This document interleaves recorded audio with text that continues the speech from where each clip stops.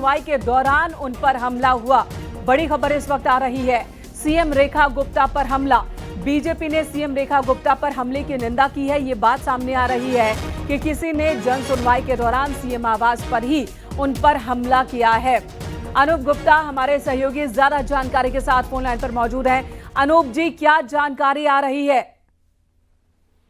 देखिए, आपको बता दूं कि जब से दिल्ली की मुख्यमंत्री रेखा गुप्ता बनी है, उसके बाद से हर सप्ताह एक जन सुनवाई कार्यक्रम जो है वो अपने आवास पे, जो आधिकारिक आवास है सिविल लाइन में, वहां वो करती है। और आज सुबह जब वो जन सुनवाई कर रही थी, उसी वक्त में तकरीबन 30 साल कहा जा रहा है कि तकरीबन 30 साल के एक युवक थे जिनके हाथों पर कोई कागज भी था, हाथ पे कागज था, और उन्होंने जोर जोर से चिल्लाना पहले वो शुरू किया और उसके बाद हमले की कोशिश की।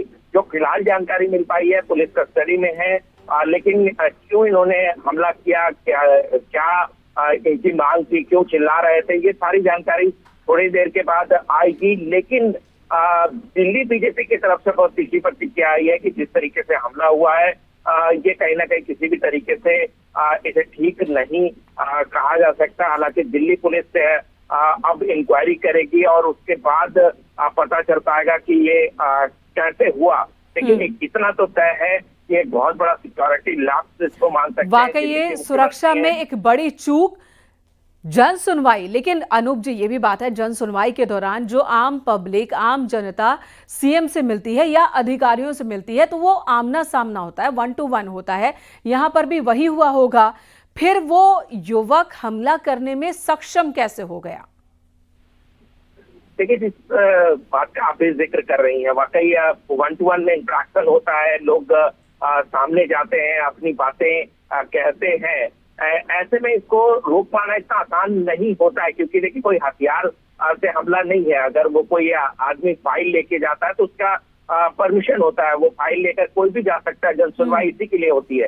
तो ऐसे में कोई शख्स अगर वहां पहुंचा, उन्होंने जोर जोर से चिल्लाना शुरू किया, तो और उसके बाद हमला की कोशिश उन्होंने की।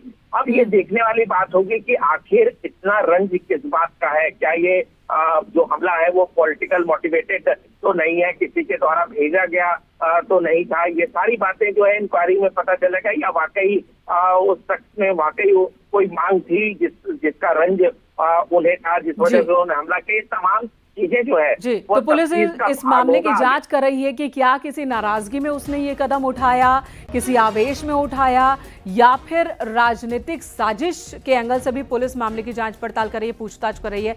धन्यवाद आपका अनूप गुप्ता, इस वक्त पूरी जानकारी देने के लिए। तो फिलहाल वो शख्स, वो लड़का जिसकी उम्र बताई जा रही है 30 साल के आसपास, पुलिस की हिरासत में है, पुलिस पूछताछ कर रही है। उसने सीएम से अपनी बात रखने के लिए वो पहुंचा था, मुख्यमंत्री के सामने अपनी परेशानी रखने के लिए। उसके हाथ में कागजात भी थे, लेकिन बताया जा रहा है कि जैसे ही मुख्यमंत्री रेखा गुप्ता उसके पास पहुंची, उसने हल्ला करना शुरू कर दिया, जोर जोर से बोलना शुरू कर दिया, और उसके बाद मुख्यमंत्री पर हमला करने की कोशिश की। तभी वहां पर मौजूद सुरक्षा कर्मियों ने उसे कंट्रोल किया और अपनी हिरासत में लिया है।